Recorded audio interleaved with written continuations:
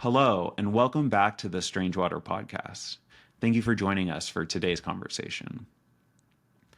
A few weeks ago, I was browsing through Twitter when I saw a post by Delphi Labs Chief Operating Officer Kevin Simback, which read, "Over the past 2+ years at Delphi Labs, I've interacted with hundreds of firms who provide various services to Web3 companies, and I've got notes on all of them.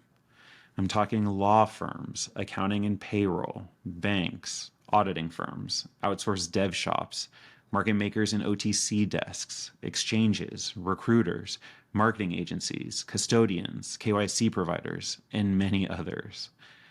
One benefit you get from being part of an accelerator is the ability to tap into all of this and to save a ton of time not having to research all these various firms and figure out which one is good for you.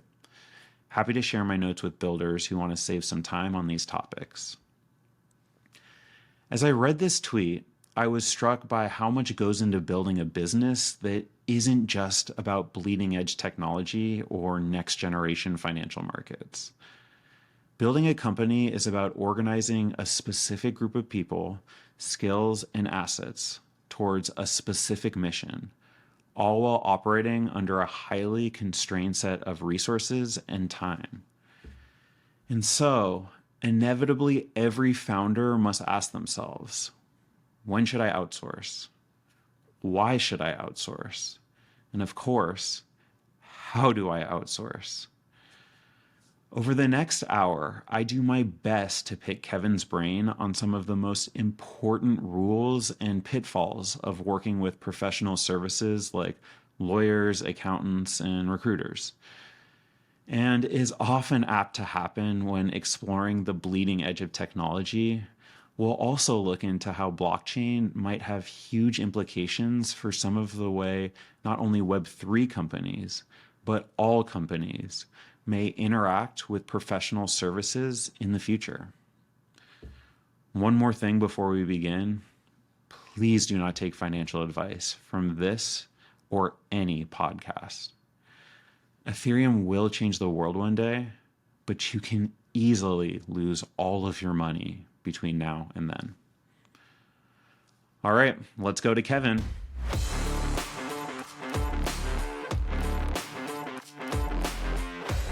Kevin, thank you so much for joining us on the Strange Water podcast. Yeah, thanks so much for having me. So before we dive too deep, I would love to just hear a little bit about your background, how you found crypto, and like what brought you to Delphi. I come from a pretty conventional background. I'm a good bit older than most people in crypto, and I had a pretty long career before I officially got into the space. I started off in tech back in the dot-com days, got a taste for my first really speculative bubble trading stocks back then, and then after the crash, I ended up in business school and found my way into finance. And from there, I went into consulting, did that for a bunch of years, mostly with some big TradFi firms on a bunch of different types of projects. Then I went into big tech for a little while. I was a Fortune 500 executive for a bit, and then also worked as a COO at a smaller SaaS fintech company. So just a bunch of different experiences leading into crypto. I guess the bottom line is sort of I've been around the block in a bunch of different ways. And I guess, somewhere along that whole journey that I just described, I caught wind of Bitcoin, probably like 2014, 2015 era. And the idea of it just really resonated with me on a personal level. But I guess to my financial detriment, I didn't take it too seriously. It was kind of like early to the space, but not really early to buy into it. And then sort of same thing during the ICO era. I was a spectator, but again, I didn't really take it too seriously. It wasn't until DeFi became a thing that it really started to click for me that there was something much bigger here. And so I just started falling down the rabbit hole. And as you probably know, once you get far enough down, it's really hard to come back out. And so as I was going down there, part of my educational process along the way, I was reading the Delphi reports and listening to their podcast, among a few others. And I had a lot of respect for what those guys were doing. And when the Delphi Labs founders were looking for a COO, it just seemed like a really good fit. So for the past, say 2 years and change, I've been in that role. And for the listeners that maybe aren't familiar with Delphi, there's actually 3 separate companies. They all operate under the same shared brand. There's Delphi Digital, that's the research unit, and that's where Delphi all started. There's Delphi Ventures, that's the crypto native VC, and then Delphi Labs, which is essentially a venture studio where we incubate and accelerate new crypto projects, and that's where I spend the majority of my time.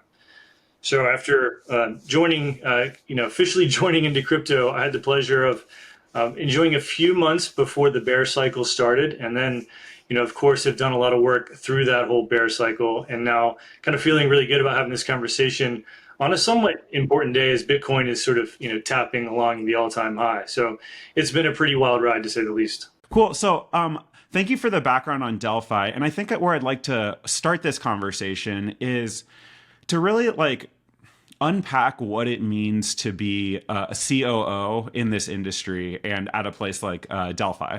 And I think maybe we can start high level for in such an entrepreneurial industry, many people might not be aware of what a chief operating officer kind of does on a day-to-day. But can you just describe a little bit about what your job is and how that makes the Delphi construction run smoother than if it was really just about innovation and moving forward as opposed to operations?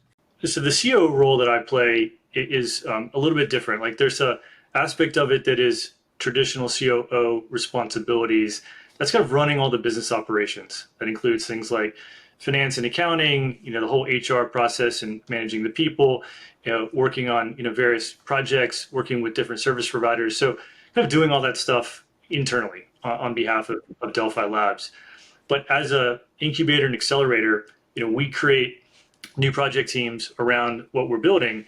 And each of those new project teams, ultimately the goal is to have them spin out. They'll be their own entity that's funded. And we have to go through the sort of setup of all their business operations as well. And some of those might be a little bit different depending on the type of product that they're building. Some of them have different needs and different services than others. So part of my role as well is to work with these project teams to help kind of advance their setup of their business operations and then make sure that they're kind of fully functional and operational as they move about their life cycle. That's super interesting because not only do you have the opportunity to run operations for your company, but you kind of get this opportunity to try new things, to iterate, and to be a mini CEO over and over and over again. And I guess my question to you is two-pronged question. One, when you're comparing the work you do in Web3 and in crypto versus the operational roles you had in Web2 and more traditional finance, what are kind of the big differences? And I think the follow-up question to that would be, what are some of the the more nuanced differences that you're starting to pick up because you have this kind of unique opportunity to be a mini COO for a bunch of different kind of portfolio companies? I think just having been in this space now a little bit and seen it as we've worked with about a dozen companies in the past 2+ years, what doesn't get enough credit in crypto is just how truly hard it is to be a founder in this space. People that have never done it, they just see token prices going crazy and they really just don't appreciate the work that goes into getting there. For a founding team in crypto, you have all the struggles that a traditional startup have. You got to get investors, you got to hire talent, you got to build products, you got to find product market fit, all that stuff. But with crypto, you have this added dimension of managing a token community.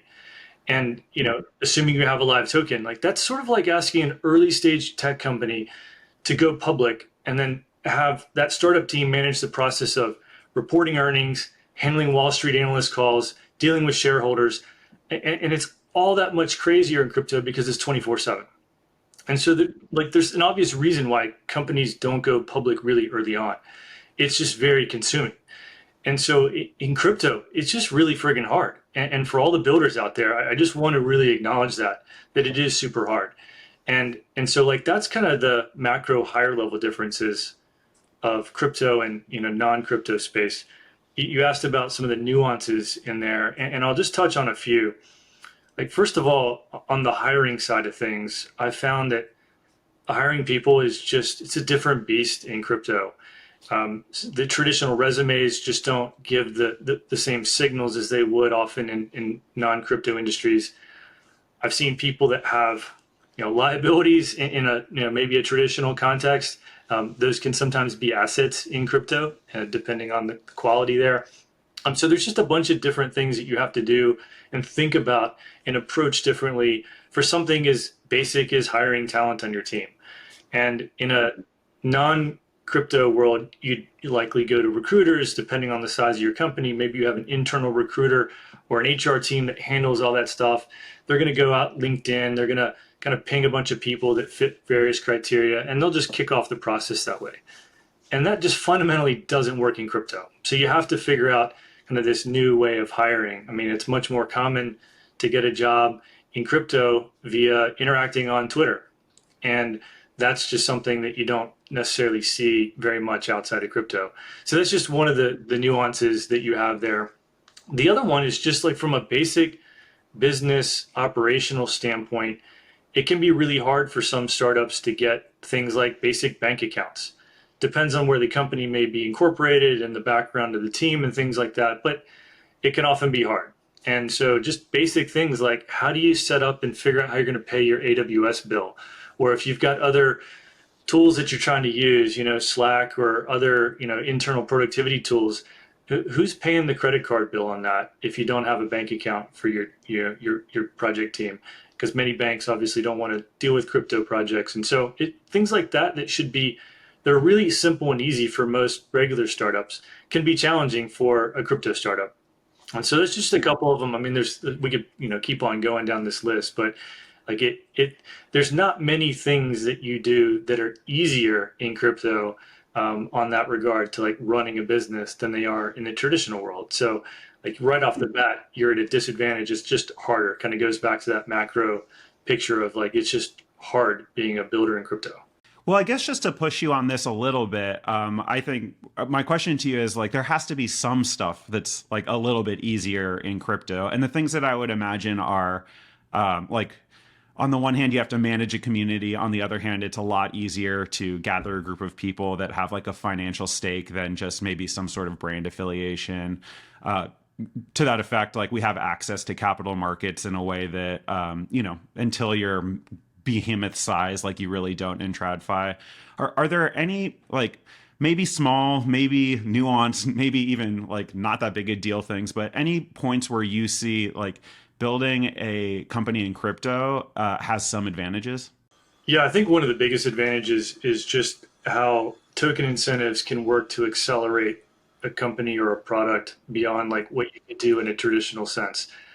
It's very uncommon to find, just say a normal tech startup, and to have their early users be such fervent evangelists of what they're building and going out and tweeting every day about the product and the company and the founders and like all of that stuff.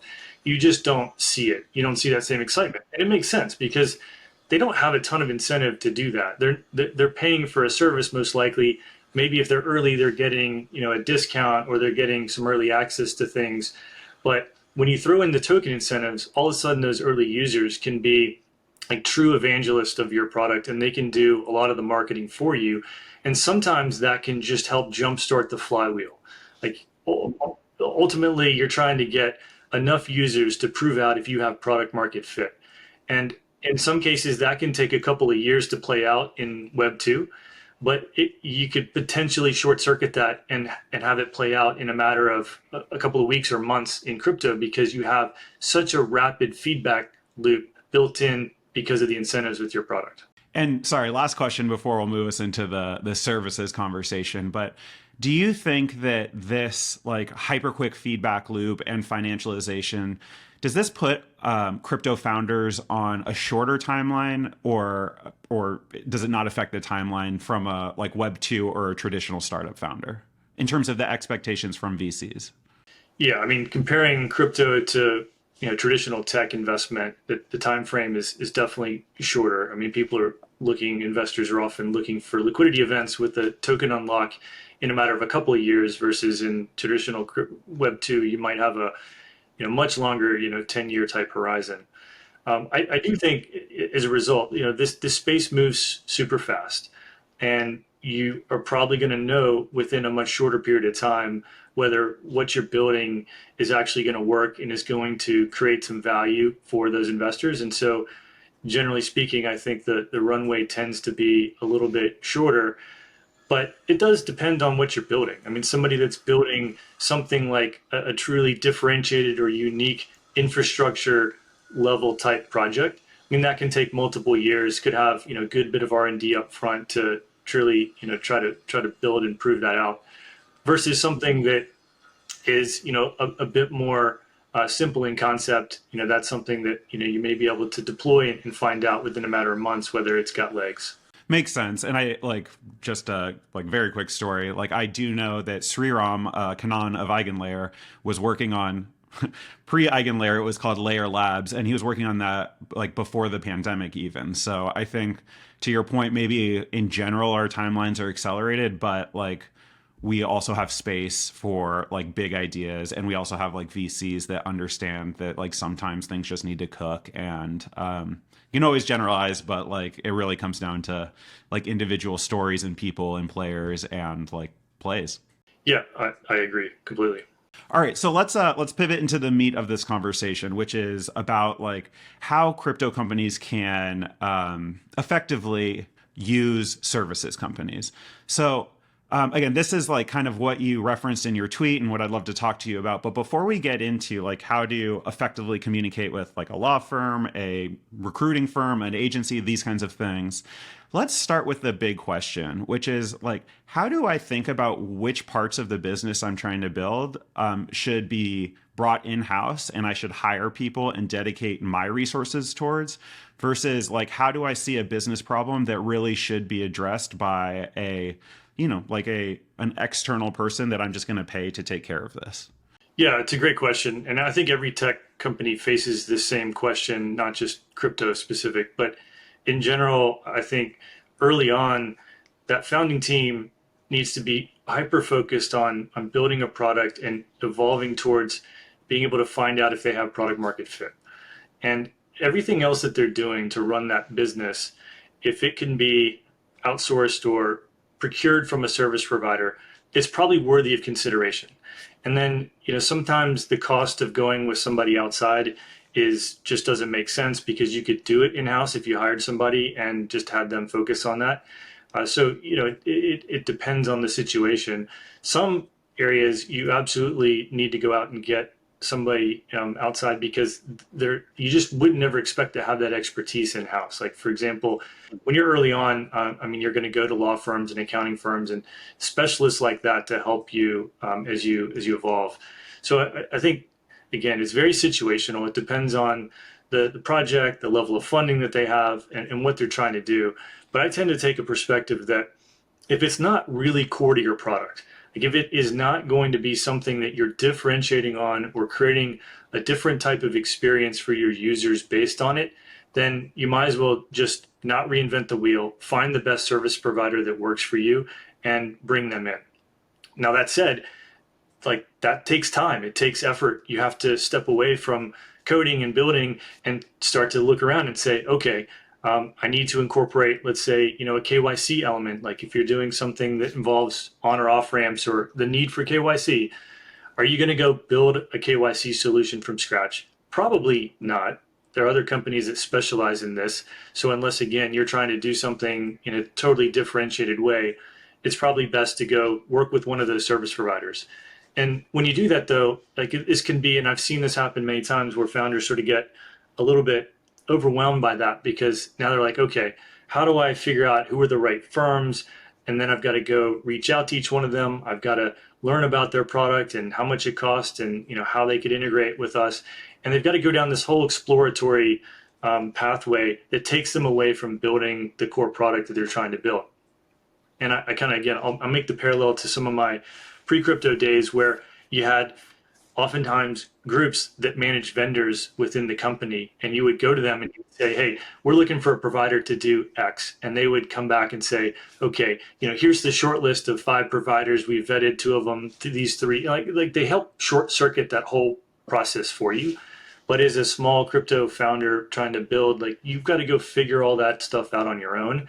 And that's what takes out a lot of time. And that's again, part of why I posted what I did is just that when you work with an accelerator or you partner, with a team like what we do at Delphi Labs, you generally get the benefit of all of the network of service providers that they've already worked with or explored, and can often help save a ton of time by just saying, okay, if you want to look at KYC providers, like here's the top three. I can reach out and make introductions to each one of them, get you on a demo call in the next couple of days, and then you'll be fully up to speed.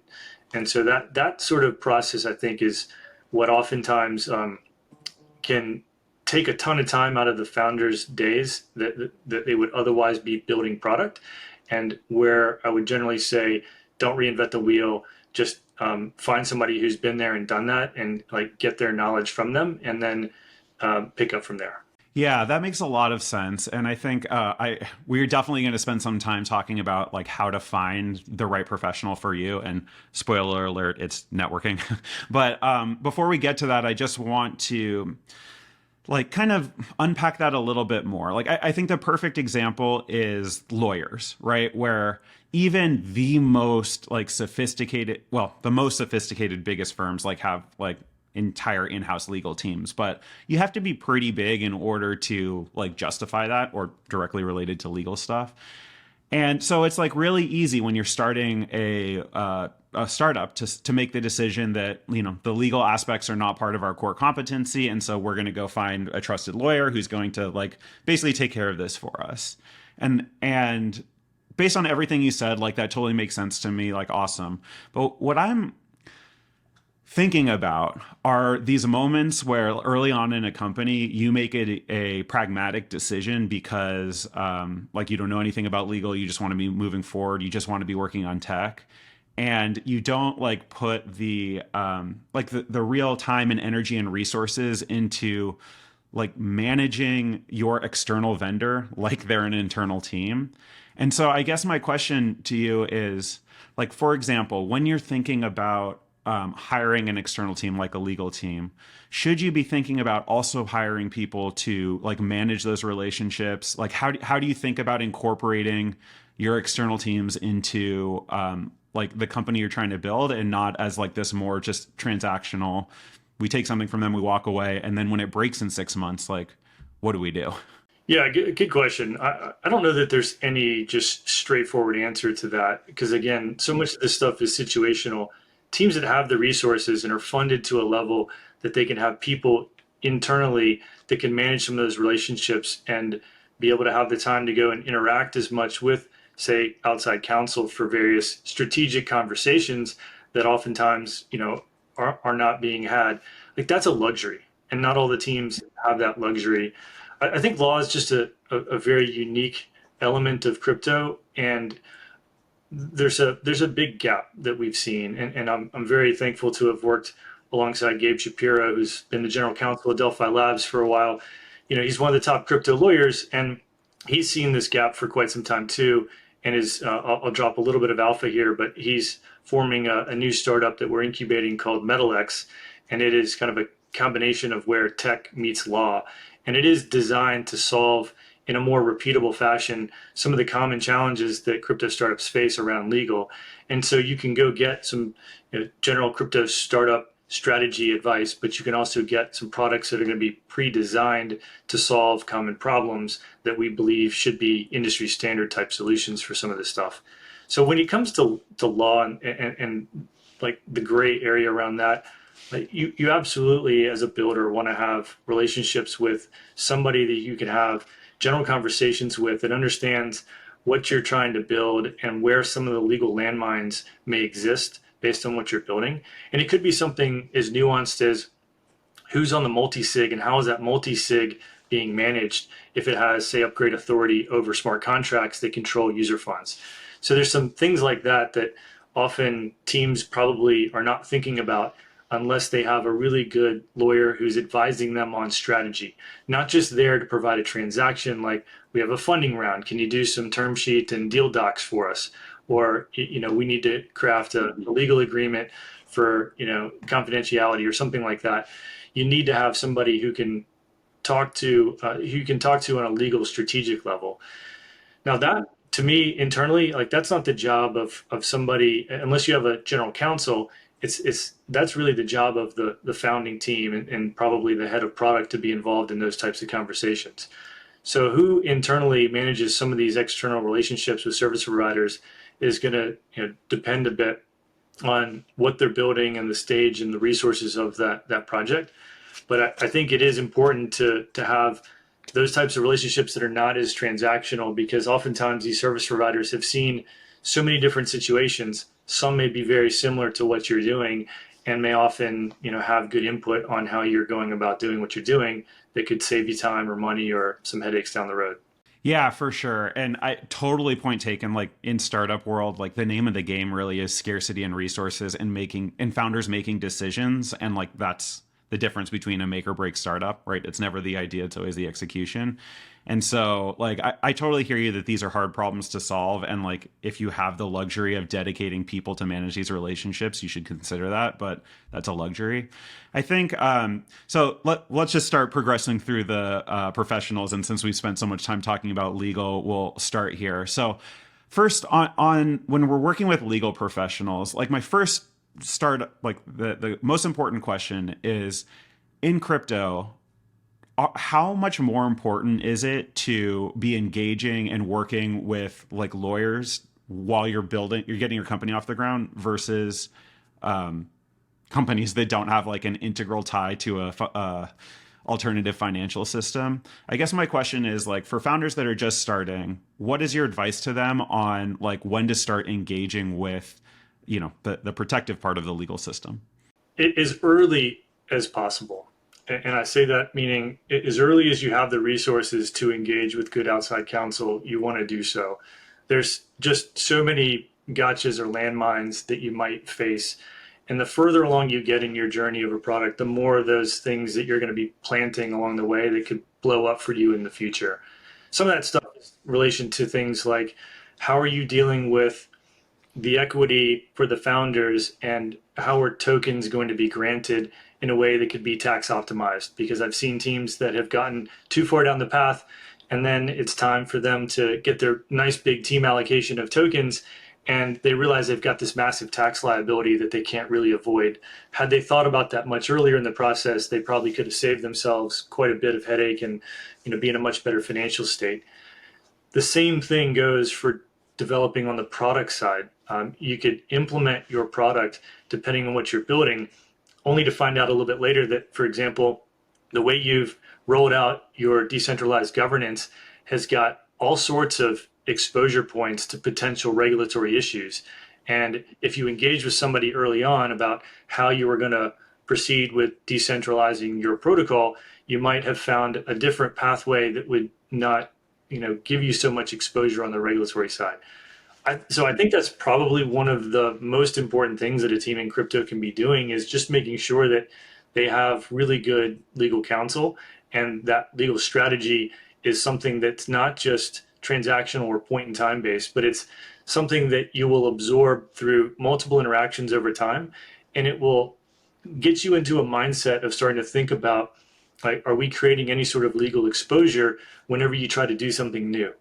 And even as simple as, hey, I'm putting out a roadmap for my project, is that even giving us some regulatory exposure that we should be thinking about?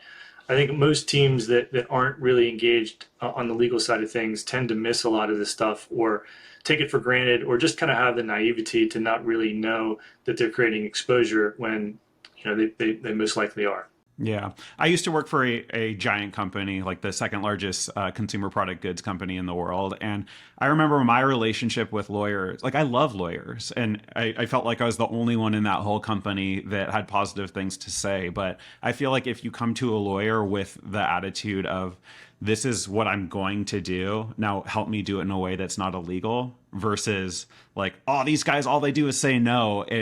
Like you can recognize that lawyers are there to help. Like, you're paying them, they want to help you, and it should be like a collaborative, like, this is how we achieve your goals conversation, and not like a like, you suck, don't do this. Like, if you want my name on it, you're basically gonna have to ruin your product. And so I think, like, you're totally right. It's about engaging early, but it's also about engaging right, and finding like a relationship where like it's the lawyer is supposed to be on your team. If you ever feel like you're fighting with your lawyer, like there's a problem there. Yeah, I mean, at the end of the day, as a builder and a founder, you're responsible for your decisions. Legal should be an input, and ideally, it's a trusted, well received input. Doesn't mean you have to always listen to every bit of legal advice that you get, but you should build a judgment along the way to know when to truly follow what they're saying by the word, and when to sort of take the principle of what they're trying to tell you and use that as sort of a guiding principle for how you're building and running the company. Mm-hmm. So I, I guess joked earlier that we'll talk about how to find like good lawyers, and the answer is networking. And if you have a better answer than that, like I would love to hear it. But I think the more interesting question here is, can you help us understand, like if you're interviewing law firms or lawyers, like what are some things that either in the interview process or down the line, like are like major red flags, and like what are the things that you should be like looking out for on the negative side when you're like considering getting into a working relationship with a lawyer? When I think about any service provider that you're going to use, I mean, the number one thing that I tend to do myself when I'm evaluating them, and recommend to other startups to do the same, is to ask who else has used them. And if you don't know anyone that's used them, that should be part of your initial conversation with them. Tell me about what other companies in the crypto space have you worked with, and if possible, get them to introduce you to someone at that firm so that you can get a sense from them directly. Just like you would do a reference check on somebody you're thinking about hiring, you want to reference check vendors. You want to find out who's been down in the trenches with them, because sometimes when you commit to a solution, or you commit to a law firm, for example, it's not easy to just pick up and switch and go to somebody else. So it's just a lot easier to figure out who's been there and had time with them, and what were their experiences. So that's absolutely number one, is just do that reference check. The second thing is to understand whether or not the service provider is crypto native, or do they happen to serve projects in crypto as like a little niche segment alongside all these other traditional businesses. Because you ultimately want to know, how important are you going to be to this service provider? And chances are, if you're working with a big company, you're not going to be very important unless you are a big, well-funded startup. And that may not be a big deal, but it may, if it's something that's time sensitive and you need to get things from them, and they're prioritizing other customers ahead of you. So just understand, how important are you going to be to them as a customer, and whether or not there's somebody that's serving the crypto industry in a very specific way, meaning they know crypto, or just happen to service crypto alongside many other industries. And then again, like it depends on the situation, but like if you're talking to a law firm that you want to engage in strategy for, ongoing legal advice, as opposed to something like handling a fundraise, you want to know, like, do they get crypto? And simple things like asking them personally, what are some of the crypto projects that they engage with, or what are some projects that are exciting to them, and just kind of see what they say. Like, is this a lawyer that I might be getting ongoing strategic advice from? Have they been down there, and are they doing degen things on chain, and are they really getting crypto, or they just happen to be performing law for crypto companies? So that's another thing as well. Like how well do they know crypto, and some of the unique aspects of what you're probably going to bring to them. So I'd love for you to answer this question in the context of like law firms, but also just in general. And you'll see it's not that applicable to like tech integrations. But when you're interviewing a service provider, do you think about interviewing the company or the firm, or do you think about interviewing like the individual that you're going to be working with? It's a little bit of both.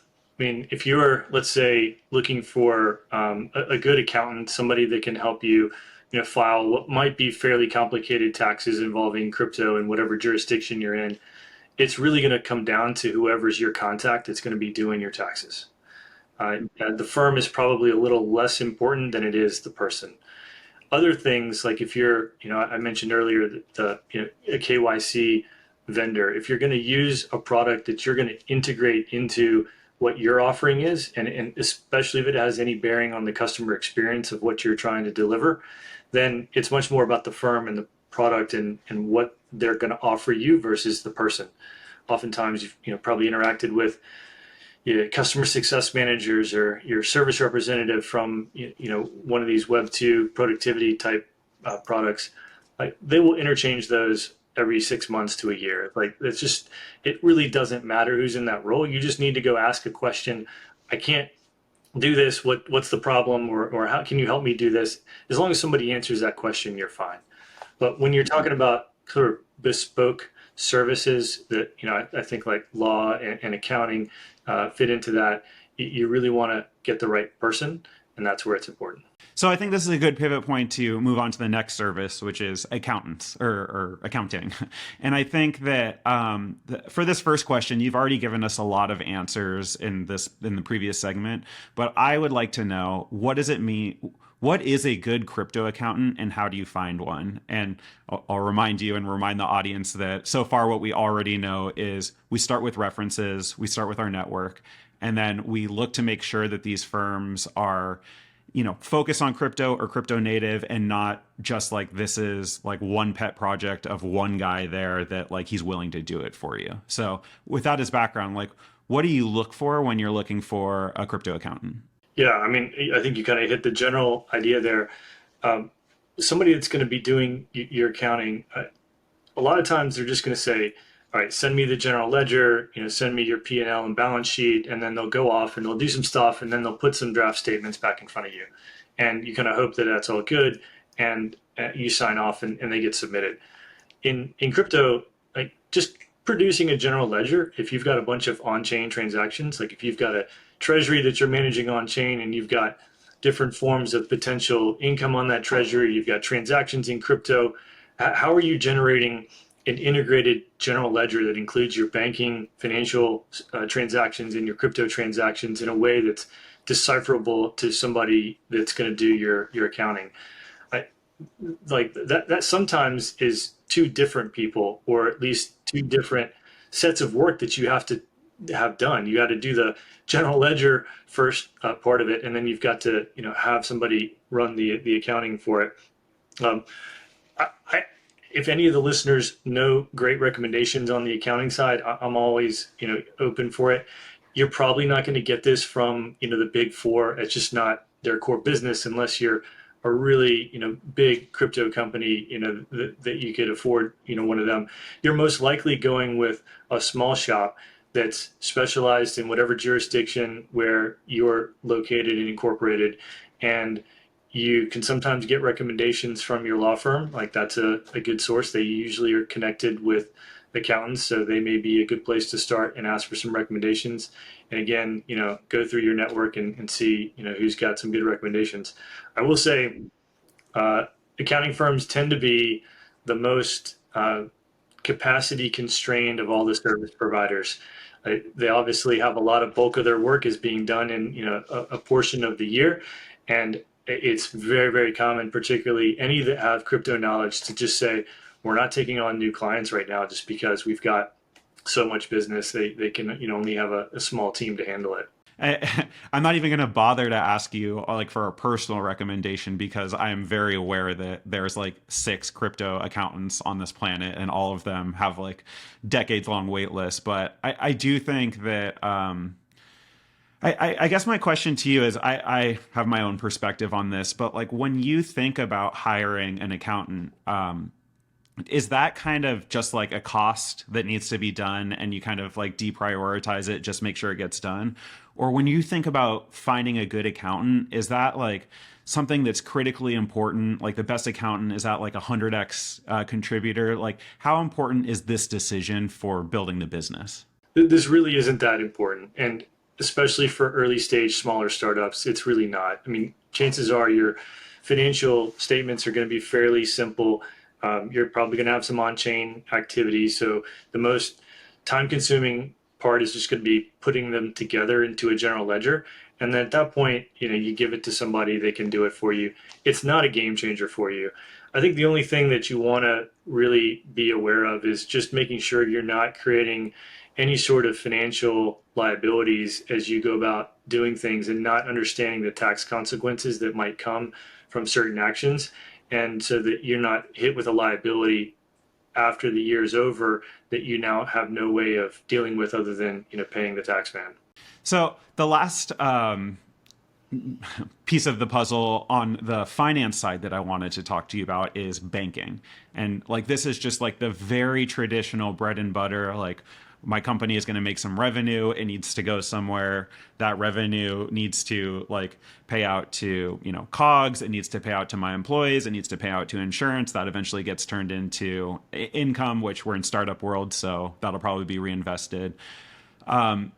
But maybe not so much today in March 2024, but at different points, it has been incredibly difficult for crypto related enterprises to like have access to the banking system. So first question is, do you think that just like the ease and the willingness of banks to deal with us is changing at all? And to follow that up, like what do you think it means to find a good crypto bank?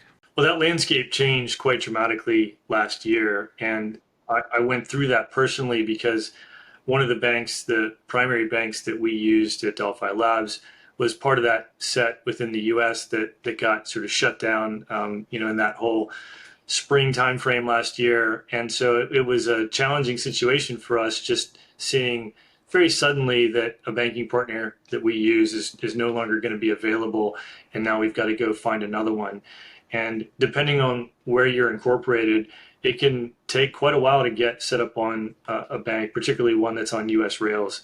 So I think it is something that is really underappreciated, is how hard it is to get a banking partner just to do basic things.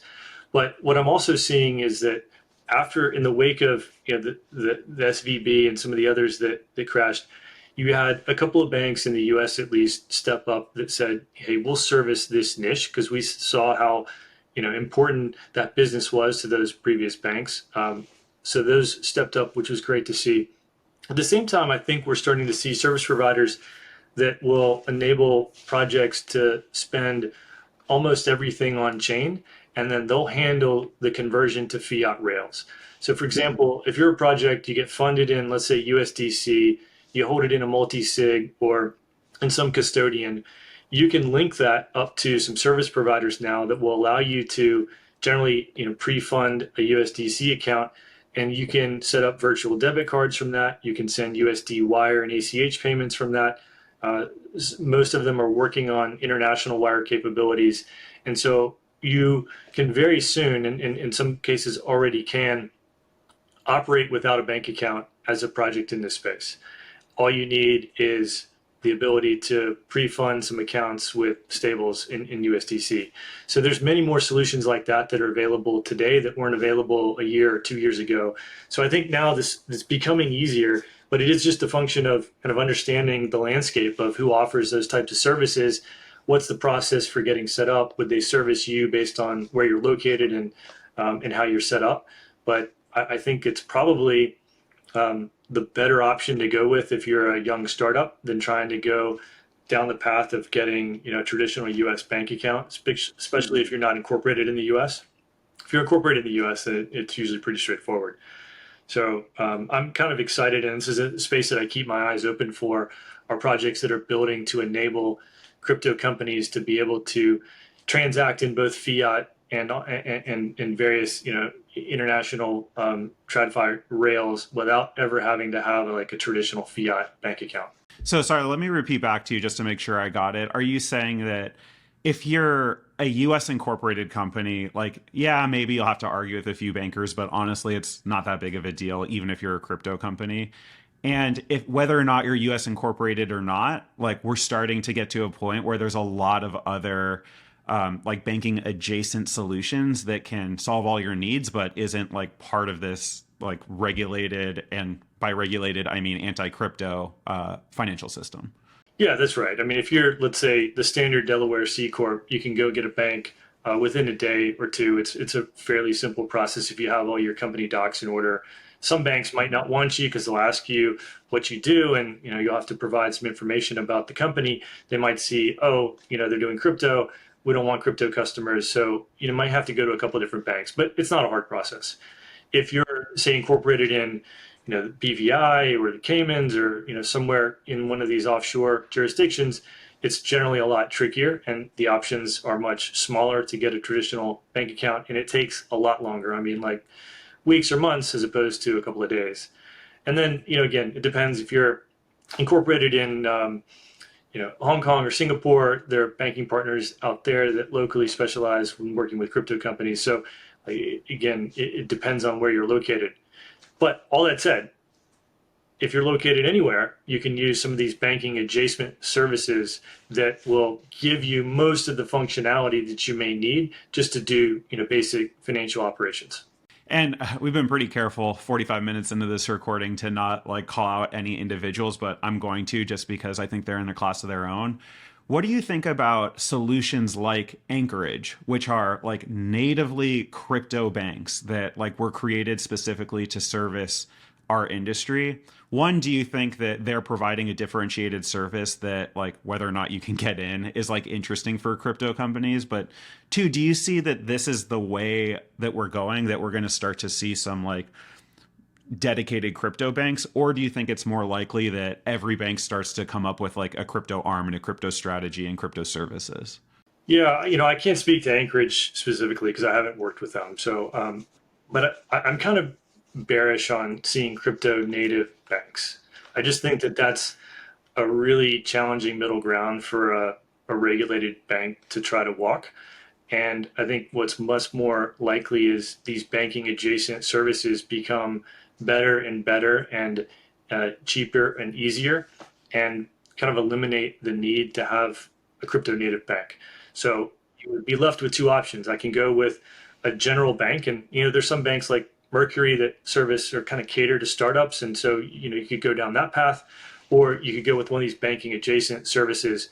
I don't really, I don't really see that these crypto native banks are really going to find a footing in this industry, but I could be proven wrong and would be happy to see that they do. Yeah, for sure. And that's the best part about this space is like prove me wrong and we all win, right? Yeah. Cool. Okay, so at the last like 10-ish minutes here, I would love to pivot outside of kind of like the finance and just like the least sexy part of building business and into like more of the growth parts of the business. So the big ones on my head are in growth marketing, specifically like marketing agencies, like this kind of thing we see a lot more in the trad world. And also, which you've already kind of touched on it and how it's not really working yet in our world, but is recruiting. So let's start with marketing. First, as just like a setting the base, like, do you see that we're starting to get crypto specific marketing agencies in this industry that are like built directly to outsource and support startups in their marketing effort? Oh yeah, we absolutely do. We have a whole sort of cottage industry of Web3 crypto native marketing firms. And I think many of them do a really good job because they understand the space pretty well.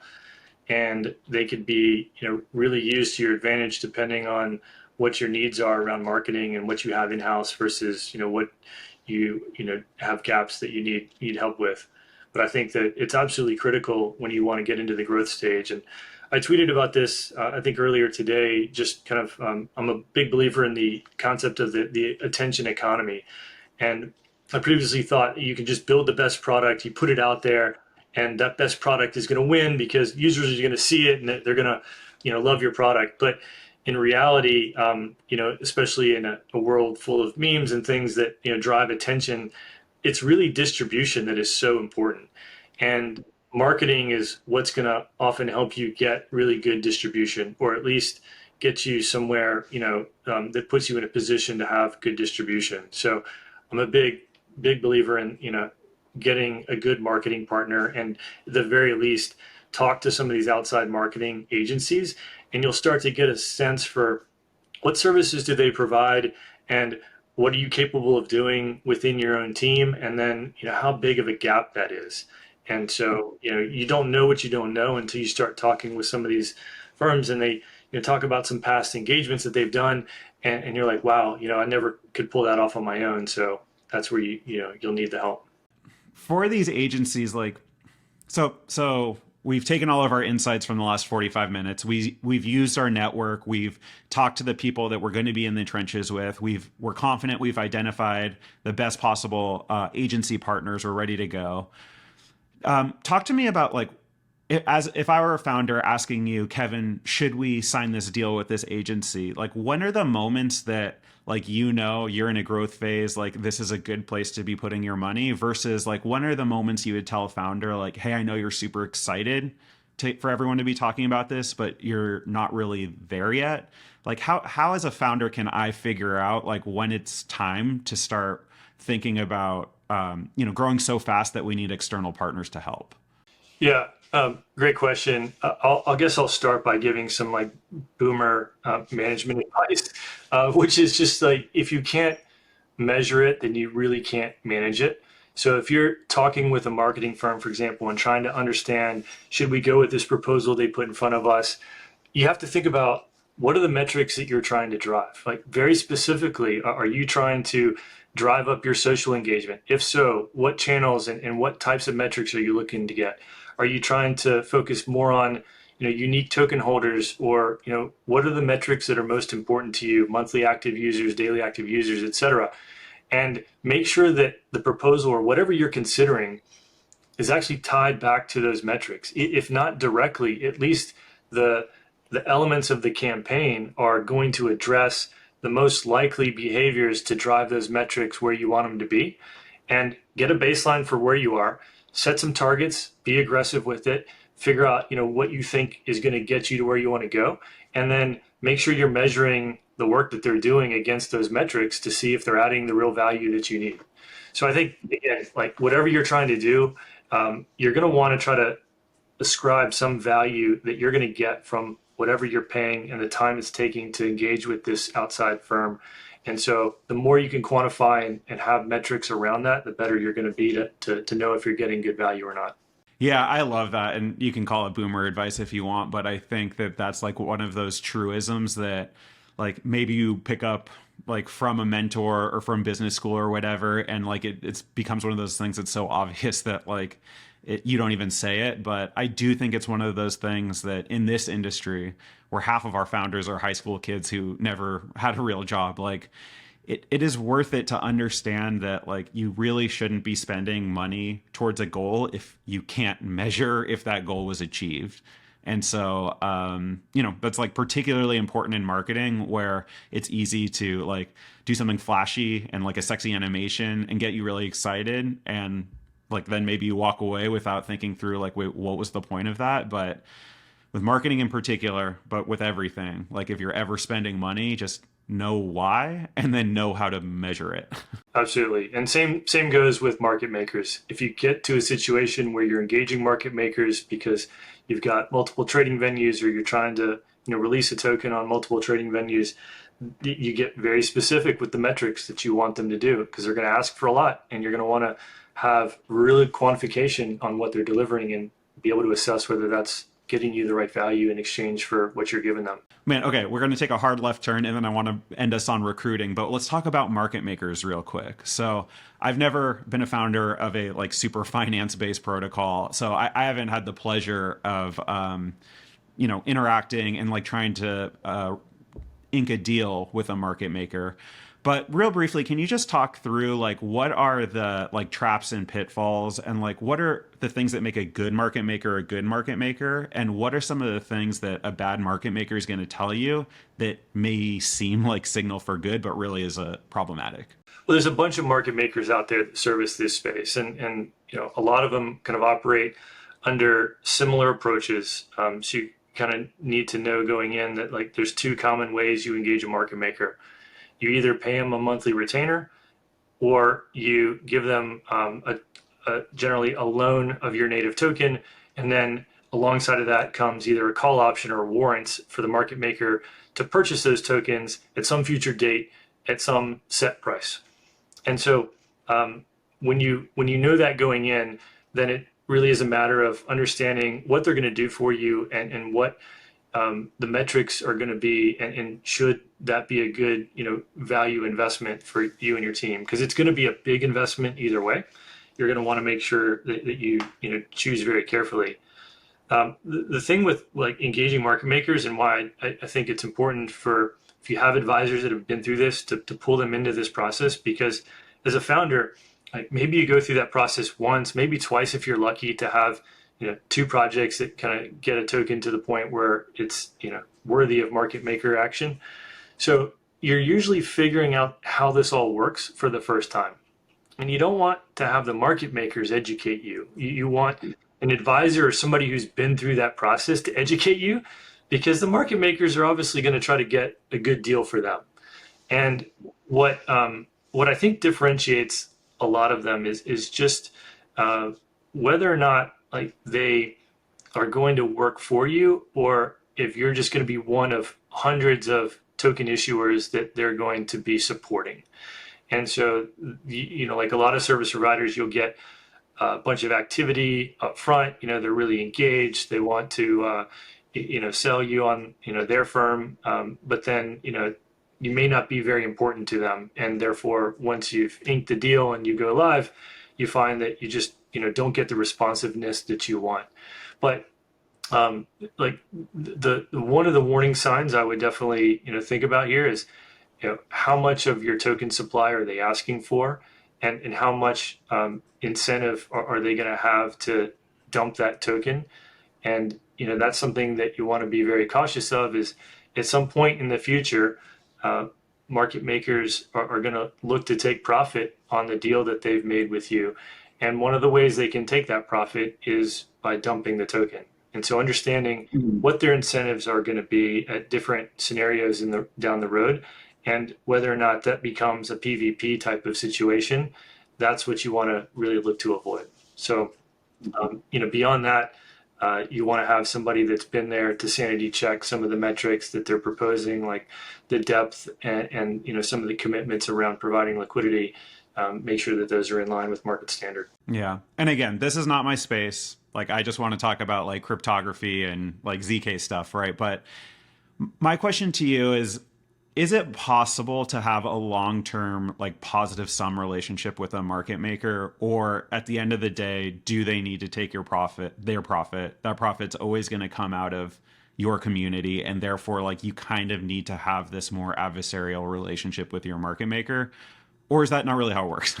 No, it absolutely can be kind of constructed as a partnership. And I think that there are market makers out there that they want to provide a good result and a good outcome for the project team, and they obviously want to make money for what they're doing as well, because they do take a certain element of risk. They're going to hedge whatever they can hedge, but they're taking some amount of risk in working with you. So you want it to be a good outcome for both sides, and you'll find some projects that really want to work with you in a very collaborative way, because they know if they provide a good outcome for you, you may become a founder again and have another token to bring to them. You may, tell your friends, your fellow builders, and refer them. So, I mean, that's another way that they can differentiate themselves. So I absolutely think that it doesn't have to be a PvP type situation, but if not kind of constructed carefully, it could end up that way. All right. So, man, I pushed us right to the end here, but I have to ask you about this last topic, which is recruiting. And I find it very interesting because, one, I've gone through this process. Like, I understand how recruiting works, both in crypto and without. And I think like there's a lot of opportunity. But I guess the first question is, are you seeing this ecosystem of like recruiter and like sourcing talent through these like back channels and kind of like private networks, if you will? Are you starting to see that take shape in a similar way that it happens in TradFi in Trad business? Or do you think that there's something special about our industry and the way we organize over Twitter and Discord and Telegram and just the permissionless of it all that means that our industry is not going to look the same people-wise as it does everywhere else? I definitely think it's different than everywhere else, and some of those reasons I mentioned earlier about there are different signals in crypto that I think are just not really as accepted in the traditional world that can be good in crypto. Uh, I have mostly been, since I've entered this space, and I've worked with many recruiters in my pre-crypto days, and generally that's what you do. You know, you interact with an internal or an external recruiter, you give them a job description, you tell them kind of what you're looking for, profiles. They'll go out and sift through LinkedIn and their own internal databases, and they'll send you a bunch of resumes. And that's common. You'd end up usually hiring somebody from the batch that they brought back to you. But in crypto, I found that most recruiters that try to operate that way, they don't produce good candidates. I mean, they produce some okay candidates, but nothing that I felt like was any better than the people we were getting through our own personal network. The problem with our own personal network is it's always limited versus what the candidate pool that's out there. I will say in the past couple of months, I've been impressed with a few crypto native recruiters that I think are taking a much more like crypto view into how they're finding and sourcing talent. It's not the traditional, like, let me go search around LinkedIn. It's much more about looking more analytically at GitHubs. It's more about, going to conferences and hosting seminars, participating or being involved in hackathons and identifying people and sort of building that proprietary pipeline of candidates that are already in crypto. And so I'm more optimistic that we've got a recruiter set that's sort of graduating into a true crypto native mindset and offering services that I think are going to be, more likely to produce good candidates for teams that are hiring in crypto. I'm also thinking, and I'm seeing a few attempts at this. I think there's an opportunity for somebody to create a true Web3 solution with an incentive model that could address kind of the common situation. You have a two-sided marketplace. You have people looking for candidates and you have candidates looking for jobs. And so in the middle sits recruiters or job boards.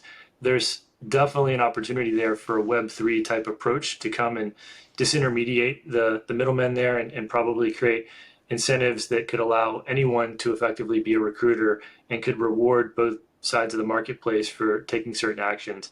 I'm seeing a few projects that are addressing, some parts of that. So I'm kind of optimistic that maybe in addition to having some recruiters that are much more crypto native, we'll also have some solutions that might, use true like Web3 differentiating elements to solve this problem too.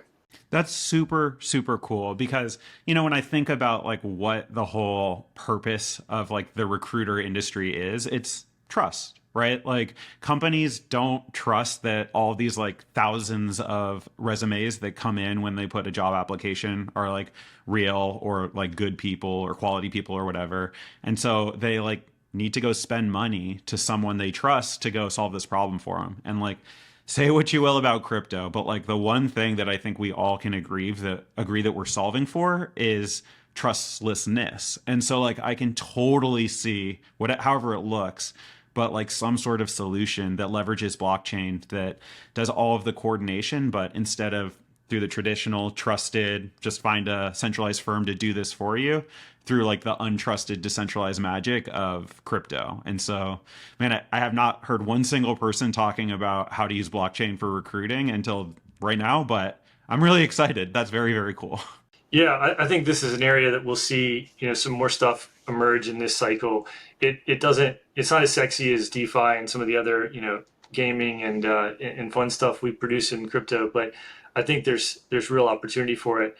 And there was one project, I won't name them right now, but I met with them recently, and they had taken Electric Capital's database of crypto companies, and then they went and downloaded the repos for all of those companies, and then they were able to identify something like 25,000 unique developers, and they could, with pretty good confidence, tell if that person was a full-time worker at that project or just maybe an external contributor to it.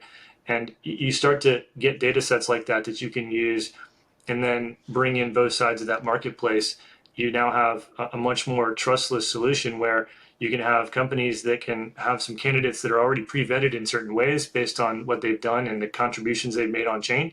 And you can have, candidates that can come in and kind of have a profile that's already got them, some credibility elements to it that makes it a lot easier for them to stand out. So that's just one such example. I think there'll be many more, and I'm kind of optimistic.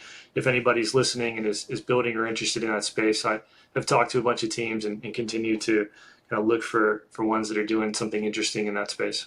Yeah, no, man, it's super exciting, and that's why I love like blockchain because it's although our conversation is entirely about like finance, I really believe that what we're building here is like this is about computation. And like, as we see in the real world in 2024, computation is about literally everything.